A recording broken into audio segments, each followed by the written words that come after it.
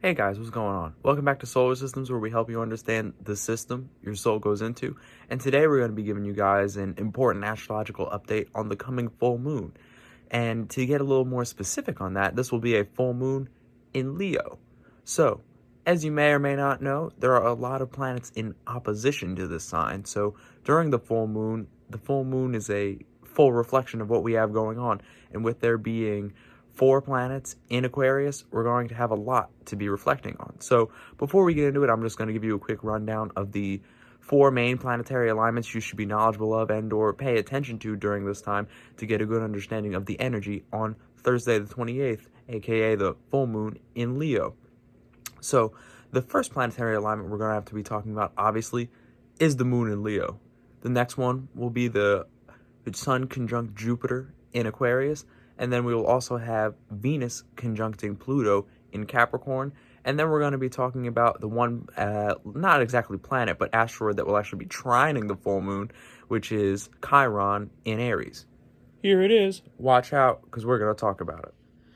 Alright guys, what's going on? So, as mentioned, we have a full moon in Leo coming up, right? This will be on Thursday, January 28th. The full moon energy really lasts about 5 days leading up into it, during, and then after. So you can't really give you a specific time the moon will be most full, but it'll basically be on Thursday around mid-afternoon, and obviously towards the evening once the moon is actually out, so that energy is actually shining on you. The reflection is actually shining on you. And obviously, when it's actually out and you can physically see it, of course the influence will be more stronger because it's actually manifested itself physically into this dimension. Well, not this dimension, but this awareness level of what's going on right now and what we can perceive. But aside from all that and all that little spiritual specifics, let's talk about the moon in Leo itself before we actually get into what the full moon means. So, if we are talking about a moon in Leo individual, this is an individual that always has their mind on attention, a fixated perspective. Their fixated perspective more often than not, and they're trying to get people to pay attention on that. So a moon in Leo person more often than not is similar to that girl in a group of girls that kind of just tags along and is sort of the the ugly friend that just wants attention and sort of just adds more of a contrast to the actual hot girls in the group per se. If you need a visual representation and you watch Big Mouth, this is the girl Lola. She is most likely a Leo moon because she's always loud, kind of annoying, and is always trying to get people focused on her perspective of things. And when people don't, she takes it personal, and it more often gets a little hurt by it. But aside from that, this full moon in Leo is all about how can you attract attention to the fixated idea that you just received. And once we actually move on over to the Aquarius side of things and actually start breaking down the how, why, and what is going on with these planetary alignments, you'll begin to understand why that is. You know what I'm saying? Because with this being the opposite of the sun, the full moon is always opposing the sun. So this is basically moon giving you a full opposition, a full reflection on the fixated ideas that you may have just received or manifested into your life. But before we get all the way over there, we have to break this down a little more, and then we got to get to the actual trines that may be affecting us and sort of hurting you in a way, or could hurt you in a way. Or if you use it positively, it'll give you a good perspective on how you cannot mess this up. Anyways, the full moon is the full reflection in this lens, right? It's the full moon in Leo. So this is the full reflection of your fixated ideas of what you've been manifesting throughout this whole period, more or less. But since we have a very specific alignment that we're going to be talking about on the Aquarius side of things, this will basically be a full reflection on, once again, the Saturn conjunct Jupiter alignment that was happening, that started I don't exactly want to say 6 months ago, but 4 to 5 months ago, and it actually fully conjuncted on December 21st, which is what most people knew about. And basically, this was an opportunity for you to basically solidify a new form of expansion, aka manifesting a new skill for yourself. To find out what this new skill is, and you kind of have to check back into your own house systems and your own house alignments to see where it was affecting you. But to check out this own skill, you basically have to see what house you have Capricorn in, because this is where Jupiter and Saturn were at the time, and this is how they were affecting you. But you need to know this because it actually applies to this full moon, because the sun is basically will be shining on the planet that gave you this new expansion, and the moon will be reflecting on this. So it's an important time to really realize why I say you sort of feel like you need to gain a new reflection on what you just actually manifested over the past 4 to 5 months, because you'll be feeling like you really should be gaining attention for this new skill. Everybody's going to be feeling like they should be gaining a new perspective, a new understanding. People should be gaining attention for the skill they just manifested into their life. Now, this skill will be sort of showing itself in a form of knowledge, but it'll be in the specific area of life that you actually have Capricorn and or Aquarius in. Now, as we move on over, we can actually talk about the trine that the moon will be experiencing, which will be with Chiron in Aries. So what this trine will actually be doing is it'll be giving you a golden opportunity to create a new relationship and a new vision over how you deal with mistakes, most likely pertaining to the new skill that you manifested over the course of time with this Saturn and Jupiter conjunction. Now, there's not really too much you need to know about this. It's just a new relationship with your mistakes, a new way to look at it, a new vision of how you actually experience your mistakes, most likely with the new skill you manifested on the Saturn-Jupiter conjunction.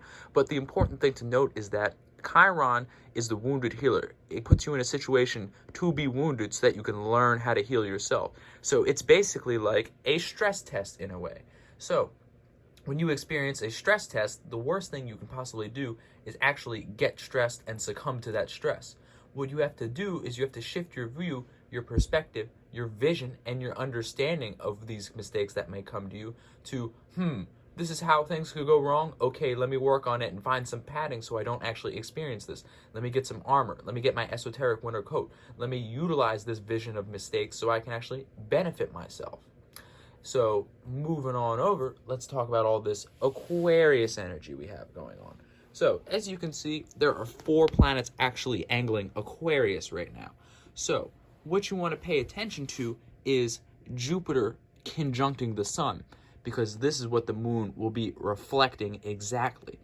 This moon placement will basically have a normal experience of a full reflection of what's going on, but instead of there being one planet like there normally is, there is 1, 2, 3, 4 total planets, 3 more than normal during this full reflection. So there's a lot of energy that we're going to be reflecting on. And since the sun will be directly conjuncting Jupiter, basically all of these visions, all of these reflections will expand quite rapidly and can possibly expand out of control if you let it. So be careful of this, because we're going to have a very, very strong full moon with this 4-planet stellium in Aquarius. So to get a little more specific about the sun conjunct Jupiter, this alignment will basically be expanding all of the light, expanding all of the knowledge, expanding all of the vision, experience, just everything just expanding during the full moon, because this is what gets things acting up. This is what gets things potentially a little dangerous. So be careful with this, because this will basically be expanding on the reflection and the reaction of everything you manifested in the seed you planet between this conjunction back when it was in Capricorn. So be careful, because there's a lot of energy going on. There'll be a lot of energy going around. All the new skills we just manifested, all the new experiences we just manifested, you'll be reflecting on the expansion of your awareness of this new skill that you actually manifested. So be aware, because everybody's come to a full realization of the actual superpower they manifested and the potential side effects, all the different ways, all the different outlooks of how this could actually go. So be aware, because it can be beautiful, but it will also be trying, because anytime you enter into a new space, a new territory, a new experience, you have to accept what comes with that space. Now, the next alignment we're going to have to pay attention to is Venus conjunct Pluto in Capricorn. Now, this isn't exactly a great relationship that we can have, because right now this is actually trining the past experience of Uranus conjunct Mars. Mars has moved out of that space. It's not directly conjuncting Uranus anymore, but it was. And this is still trining that, because that alignment was the alignment of basically shaky ground. While this alignment right here is the alignment of trying to gain power and control over your business relationships or your relationships that give you status. So basically, this alignment right here will cause a misunderstanding with the full moon, because you're trying to get people onto your vibration, onto your knowledge base, onto your new skill that you actually have going on. And right here, you have Venus conjunct Pluto and Capricorn. So if you don't have the ability to gain power and control over the relationships you want, this can go very bad, because Capricorn loves Mars. Mars is at home in Aries. So even though this is a square right here between Capricorn and Aries, aka a learning experience, you may feel like you will end up in some mistakes and not exactly understand how to avoid these mistakes while trying to gain power and control over these relationships that can bring you status. So don't send any long text change to someone you're trying to like sign a deal with, or someone you're trying to get a job with, just because the full moon told you to do so.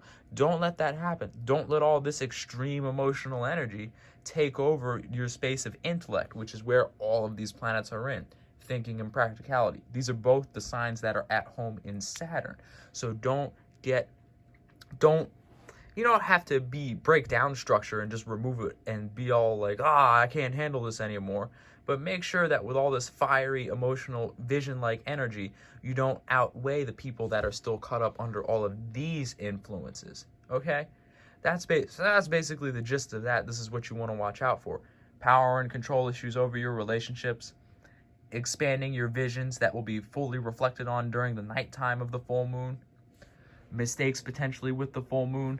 And most importantly, needing attention and this full vision with all this Leo energy going on.